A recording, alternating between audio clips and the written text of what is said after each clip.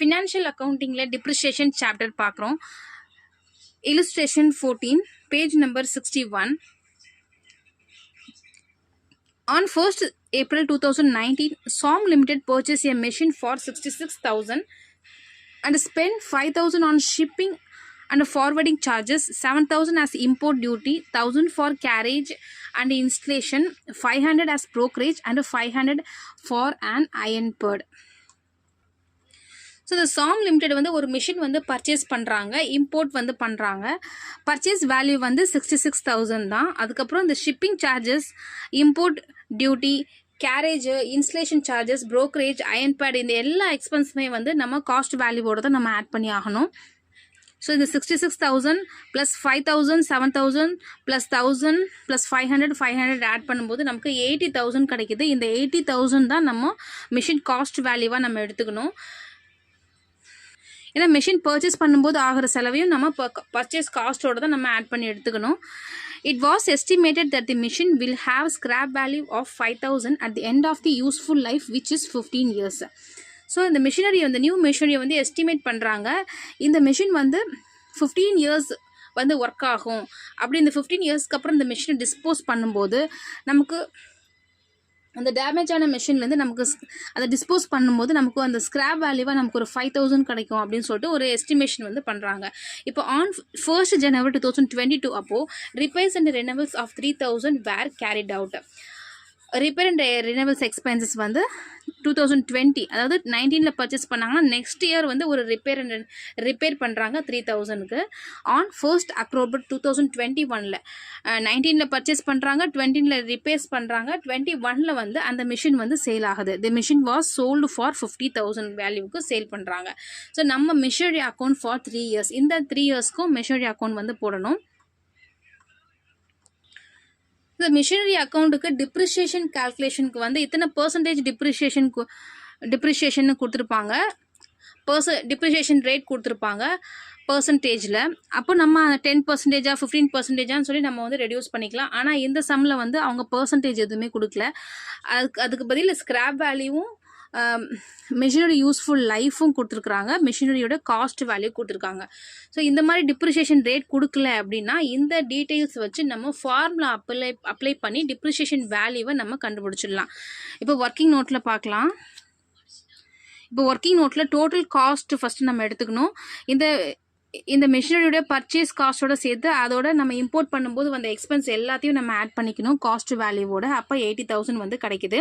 இப்போ நமக்கு டிப்ரிஷியேஷனுக்கான ஃபார்முலா என்னென்னா total cost minus scrap value divided expected life.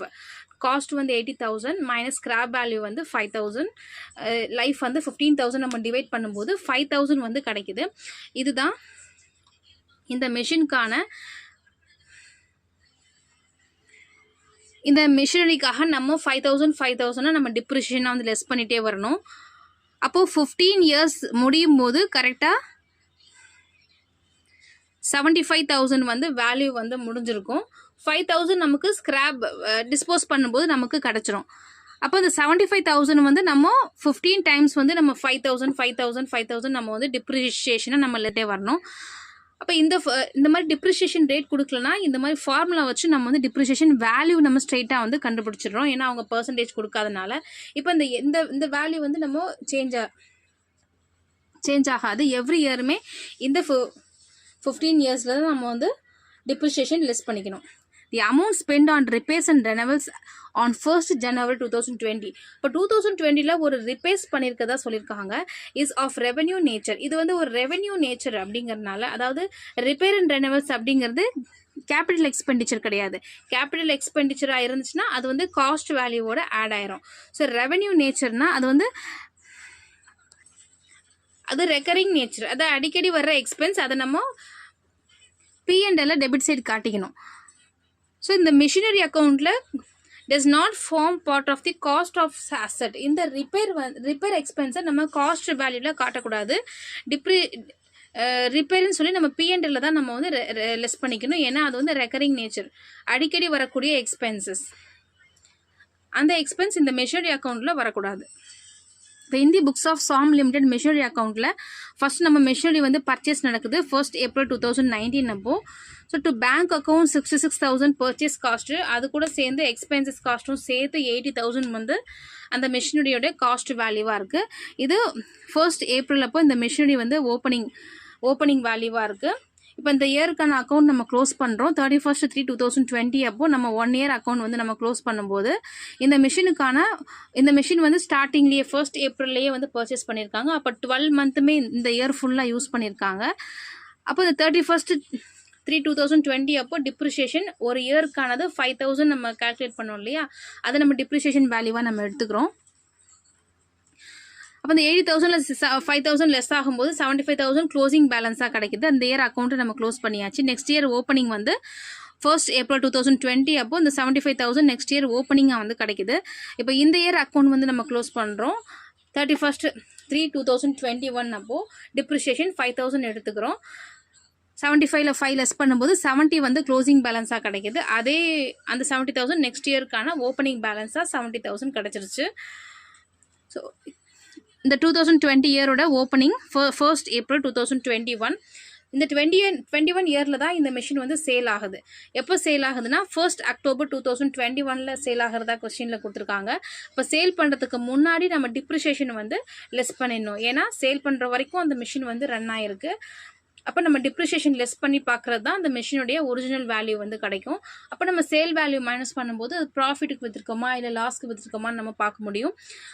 அப்போது 1st October 2021 வரைக்கும் டிப்ரிஷியேஷன் வந்து நம்ம லெஸ் பண்ணிக்கலாம். இது 1st Octoberலேயே இந்த மிஷின் வந்து சேல் ஆகுது. அப்போ நம்ம செப்டம்பர் வரைக்கும் நம்ம வந்து டிப்ரிஷியேஷன் எத்தனை மந்த்னா 6 month. அப்போ 6 monthக்கான டிப்ரிஷியேஷன் நம்ம லெஸ் பண்ணிக்கிறோம். ஃபுல் இயருக்கு 5,000னா 6 monthக்கு 2,500. 6 monthக்கான டிப்ரிஷியேஷன் 2,500 நம்ம லெஸ் பண்ணிக்கிறோம். இப்போது ஸோ இந்த மிஷின் வந்து 50,000க்கு வந்து சேல் ஆகிறதா கொஷினில் கொடுத்துருக்காங்க. அப்போ 50,000 வந்து சேல் ஆன கேஷ் வந்து உள்ளே வந்திருக்கும், பேங்க்கில் வந்திருக்கும் இல்லையா. அப்போ 50,000 வந்திருக்கு. அப்போ பேலன்ஸ் வந்து பார்த்திங்கன்னா நம்ம க்ளோஸ் பண்ணி பார்க்கலாம். இங்கே 70,000 க்ளோஸ் பண்ணிக்கிறோம், இங்கேயும் க்ளோஸ் பண்ணிக்கிறோம். பேலன்ஸ் வந்து 17,500 வந்து ஷார்ட்டேஜ் ஆகுது. இந்த ஷார்ட்டேஜ் வேல்யூ வந்து அவங்க லாஸுக்கு வந்து சேல் பண்ணியிருக்காங்க. So by P&L loss account to machinery account. So profit and loss account வந்து டெபிட்டில் வந்திருக்கு, மிஷினரி அக்கௌண்ட் கிரெடிட்டில் வந்திருக்கு. Profit and loss account loss எல்லாமே வந்து டெபிட் சைடு வரணும் இல்லையா. அப்போ எக்ஸ்பென்சஸ் அண்ட் லாஸஸ் எல்லாமே டெபிட் சைடு வரணும். இப்போ P&L so profit and loss அக்கௌண்ட்டில் ஒரு லாஸ் நடந்திருக்கு, அதனால டெபிட் சைடு வந்திருக்கு. மெஷினரி அக்கௌண்ட்டில் ஒரு மெஷினரி வேல்யூ ரெடியூஸ் ஆகிருக்கு, அதால் அந்த மெஷினரி அக்கௌண்ட்டில் கிரெடிட் சைடு வந்து வந்திருக்கு. So by P&L account to machinery அக்கௌண்ட்டில் இந்த 17,500 வந்து என்ட்ரி வந்து வருது. இப்போ நம்ம ஃபினிஷ் பண்ணும்போது 70,000 இந்த மிஷின் வந்து சேல் ஆகி முடியுது. Thank you. Please subscribe my channel.